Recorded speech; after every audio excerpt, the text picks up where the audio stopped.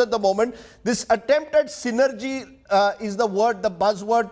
Rahul Srivastav, 30 ministers will handle 53 ministers. Health and chemicals to be handled by one minister. And that's significant because in the aftermath of the COVID pandemic, there were concerns over oxygen supplies. For example, how do you sort of streamline that? Now we are told that health and chemicals may well come under one ministry. Is that part of the aim that, because the Prime Minister kept talking when he came into power in 2014, I want more governance, less government. Now you have 80 ministers. There's a large number of them. Many will get insignificant portfolios. But in the significant portfolios, will there be, according to you, a real attempt made to synergize? Rajdeep, in 2014, when Prime Minister talked about creating super ministries, the idea was to bring ministries together under one person. But if you see, two of the senior ministers who have been dropped were virtually handling too many ministries with low synergy. Now, a classic example, what the news coming in is that there is going to be synergy being created, 53 total central cabinet ministries under 30 odd ministers and 2 minister of states, independent charge.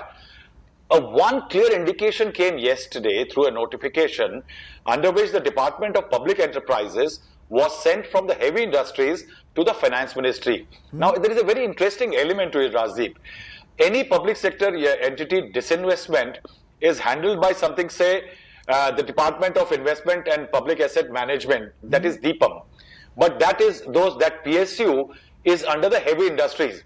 Now, interestingly, the DPE, that is a Department of Public entity, is in the same building, one floor below the DIPAM office in the CGO complex building.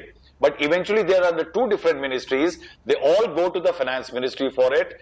And there is a lot of synergy issues. We are getting That's more. where Rahul, one of the target of this attempt will be to create that kind of synergy. I'm getting more breaking information because Amit Shah will be made, we are told, the Minister of Cooperation. Remember, this is expected to be, and the fine print suggests that a number of cooperatives which have been taken over by private groups, multi-sector cooperatives, according to government sources, they need to be controlled. So Amit Shah will be handling this new Ministry of Cooperation, which, remember, was announced last night. We are expecting to get more portfolio announcements in just a moment. But in all of this, there is one critical ministry, PN Vijay, which you track, Finance.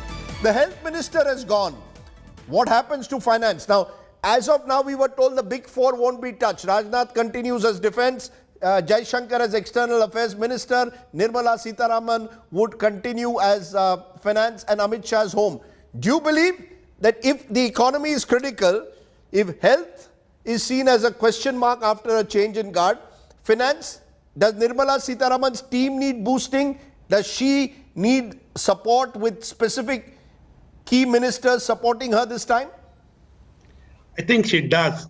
Finance Ministry has become tremendously important because of the big deficits we are running, the huge outlays, and the PSU disinvestments which comes under the Finance Ministry. To be honest, there is a lot of criticism about her, but I think she's doing an extremely difficult job well. But she needs a lot of support. I think she should get very strong ministers of state to help her. And I feel, Rajdeep, this whole thing is, in fact, apart from the social engineering, I mean, this has been happening in the BJP for quite some time, This is not the first time that the perception that Modi has moved away from the Vajpayee days. The upper caste no longer hold the upper hand in the BJP. That's been a process that began, over the last 20 years. Now over the last 20 years, and RSS has also been encouraging it, and it's one more step in that direction. Right. I think the key thing here is that the Modi has suddenly woken up to the fact that he may not be as popular as he's made out to be. And that's because through crisis after crisis, whether it's DMOT or GST or now the COVID, his team has somehow been found wanting. So are you saying that all the economy-facing portfolios should now be driven by people who are seen as domain experts?